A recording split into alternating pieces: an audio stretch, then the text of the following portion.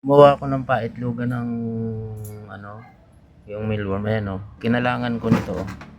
Pinutol-putol ko tong ano na to. Yung, may order kasi kaming ganito marami. Ito yung pinakang ano, kasi maliit lang naman yung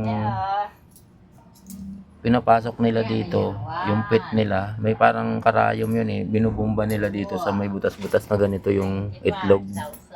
Kaya wag masyadong kawang. Yung maliit lang yung pagkakawang. Parang ganyan lang oh. Yan. Pinapatong-patong ko lang. Ganyan. Nilagyan ko ng glue. Yan. Bali, ano yan? Isa, dalawa, tatlo, apat, limang kahoy. Yung manipis lang na kahoy. Oh. Yung panliting. Sana gawa si kuya ng ganito. Yan oh, ang gaganda ng butas niyan. Pag pinasok nila yung pet nila dyan, dun pupunta yung itlog. Ayan oh. Inahanda ko ito para dun sa maramihan ko eh.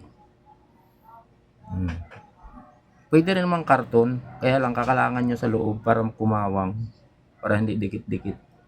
Para maipasok nila yung parang karayom sa pit nila na binubumbahan nila din ng itlog.